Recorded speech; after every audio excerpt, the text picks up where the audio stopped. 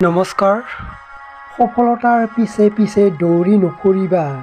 যদি তুমি সঁচাকৈয়ে সফল হ'ব বিচাৰিছা তেন্তে খন্তেক জিৰণি লোৱা আৰু ভাবা তুমি কি কৰি ভাল পোৱা আৰু কিহত বিশ্বাস কৰা তাকে কৰা আৰু আনৰ কথাত কাণ নিদিবা। David Forbes. মানুহৰ জন্ম হয় সফল হ'বলৈকে, ব্যৰ্থ হ'বলৈ নহয়।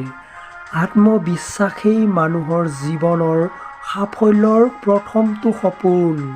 Henry David Thoreau. পৰিস্থিতি যিমানেই ভয় লগা নহওক কিয়, দৃঢ়তা আৰু আত্মবিশ্বাস থাকিলে জয়লাভ সুনিশ্চিত। পিয়েৰ টেলহাৰ্ড। জীৱনৰ অন্য নাম সংগ্ৰাম। সংগ্ৰামৰ অবিহনে জীৱনেই হ'ব নোৱাৰে। সংগ্ৰাম বা সংঘাতৰ সৈতে যুঁজি যুঁজি মানুহে যি সাহস, মনোবল তথা প্ৰেৰণা লাভ কৰে সি তেওঁক অসাধ্য সাধন কৰাত শক্তি দিয়ে। Napoleon Bonaparte. খং নকৰিব, নিজে সৰ্বনাশ হ'ব।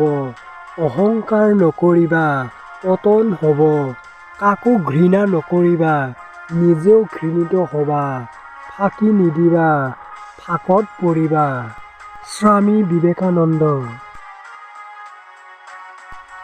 আপুনি যদি প্ৰকৃততেই নিজৰ চৰিত্ৰ গঢ়ি জীৱনত সফলতা লাভ কৰিবলৈ বিচাৰে তেন্তে দুটা কথাৰ বিচাৰ আপুনি সদায় কৰিবা।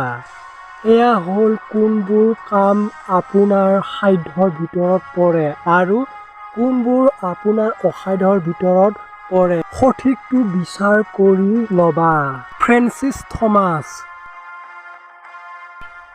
এলেহুৱা মানুহৰ শৰীৰ পেলাই থোৱা চাবিৰ দৰে। ব্যৱহাৰ নকৰা চাবিত যেনেকৈ মামৰে ধৰে, কামত নলগোৱা শৰীৰ সেইদৰে ৰোগ হয়। ব্যৱহাৰ কৰা চাবি যেনে চকচকীয়া, শ্ৰম কৰা শৰীৰো তেনে টকটকীয়া। তুমি যদি সৰহ দিন জীয়াই থাকিব বিচাৰা তেন্তে বহি সময় নষ্ট নকৰিবা। ৰিচাৰ্ড